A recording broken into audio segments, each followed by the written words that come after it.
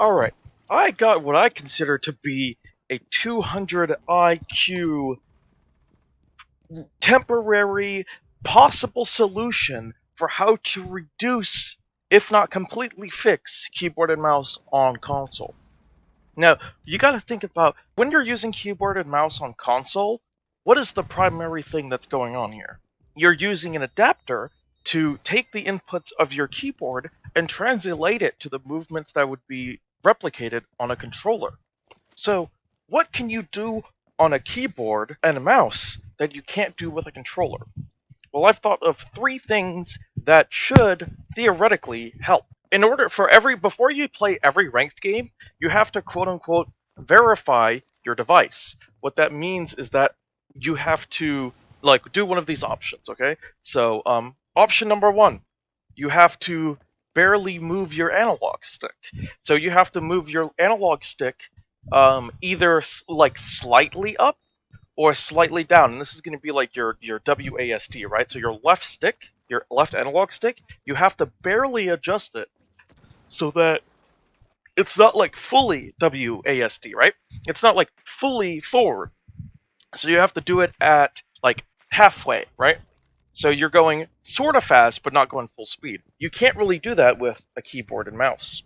Anyways, option number two, move your analog stick at a very specific angle. Now, another thing with WASD is that W is forward, A is left, D is right, S is down. Moving forward and right would mean that you're going at exactly a 45-degree angle. You're going 100% forward and 100% right, which means that you're going exactly at a 45-degree angle. So what if you have this verification thing where it requires you to do it at an angle? So instead of, let's say you have to you have to adjust your analog stick so that you're forward and slightly to the right. You wouldn't be able to do that with a keyboard and mouse. So that is another potential way to fix it. When I say forward, it also could be, backwards and slightly left or backwards and slightly right. Stuff like that. Last but not least, option three. This one is probably one that you're a little bit more familiar with. You have your right stick, which is, if you're playing with default controls, that means you're looking around. I know you can change it to southpaw where you switch it around, or at least I think you can. But by default, your right stick is looking left and right, right? So what if you have it so that have to do your right stick all the way to the right for like 7 seconds straight. 7 seconds straight. And it has to be all the way to the right. So you have to be at max sensitivity all the way to the right for like 5 seconds straight.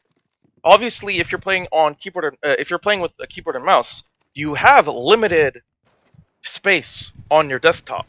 So you can't have your mouse moving across your desktop when I say desktop, I mean your surface, right? So you like your mouse pad or whatever. So you have limited space with your mouse pad. You can't just keep going right forever. You're gonna eventually have to stop and pick up your mouse and adjust it. In which case, people who can use their analog stick and look continuously to the right indefinitely, that means that they couldn't possibly be using keyboard and mouse. Now, obviously, I'm sure there might be a way where you can adjust your mouse sensitivity so that you don't have to move very fast, but I'm sure there's a way they can kind of figure it out to be like, okay, well, you moving at a specific angle, or you're moving at a specific speed, because, right, if you're playing on a controller with a analog stick, when you go fully right, you are going fully right. That is your full input. With keyboard and mouse, there's not really such thing as a full input. It's always like, DPI, dots per inch, right? So all of your measurements are like relative. So that means that it's going to be very difficult to get a consistent speed, if not impossible, to get a consistent speed where you're moving your mouse at the exact same speed during a duration. So that could be a way that you could do it. And option number 4, I know I said last but not least, but I don't think option number 4 I think it's the worst of all the options, which is why I almost wasn't going to include it, but I thought I'd bring it up anyways. Option number 4, pressing the triggers down, right? So if you're playing on keyboard and mouse, if you have a mouse, you click it and that fires, or you click it and that aim down sights. It's stuff like that, right? It's just on or off. It's not like a gradual thing. You click it and it either shoots or it doesn't shoot. So I was thinking, what if you do the exact same thing I was talking about with the analog stick, and you make it so that you have to like slightly pull down the triggers. You can't do that on keyboard and mouse. You can't slightly do anything on keyboard and mouse, um, well, except for I guess moving the mouse. But if you're playing with a controller, you can slightly hold down the trigger to various degrees. The more you hold down the trigger, in fact, if you're playing racing games, the degree to which you hold the trigger is how much the gas is being pulled. So if you hold down the trigger full, it goes full speed. But if you only kind of hold the trigger down, then you go at a slower speed, right? So what if they can use that mechanism as a way of verifying that, once again, you're on controller? The reason why I don't like this option too much is because a number of people play with it so that they don't have, like, they'll either have trigger stops or they will have modified controllers that cannot gradually pull on the trigger. Like, there are some people who will, like, literally put stuff inside of their controller. They'll take it apart, put stuff inside of it, and put it back together so that it's impossible for them to gradually hold the trigger, which in verse makes it easier to shoot. It's like I can easily shoot because it's like tapping a thing instead of having to hold it. But for those people, they wouldn't be able to play ranked on Rainbow Six. But it's an idea they can experiment with.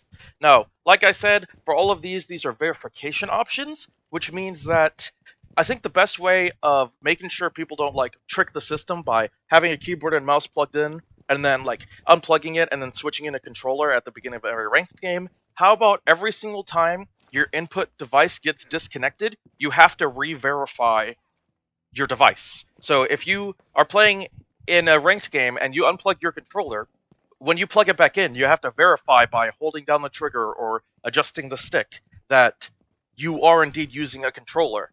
So that way people can't be like, oh, I'm playing with a controller, and then unplug it and then plug in an adapter with a keyboard and mouse. So let me know what you guys think about these ideas. I think that they're brilliant. I haven't really heard anybody talking about any of these ideas. I think they're 200 IQ ideas. Maybe there's already been people talking about it. Maybe there's a reason why it doesn't exist, but I think this is the best way to significantly reduce the amount of keyboard and mouse users on console. If not a way to entirely stop it. Maybe it's not foolproof. It's probably not going to be foolproof, but I think it's going to significantly reduce the amount of people on console that are using keyboard and mouse. Let me know what you guys think about this idea. Let me know anything that I might have missed. If there's like, oh, just do this or just do that, like any obvious ways to get around my ideas, let me know, because I'm just trying to help out the console community as I am a member of one, and I want to reduce keyboard and mouse use on console, and I think this is a brilliant idea. Take it easy, guys, and I will see you in the next video, or I won't. Maybe this will be the only video of mine that you see. In which case, thanks for stopping by.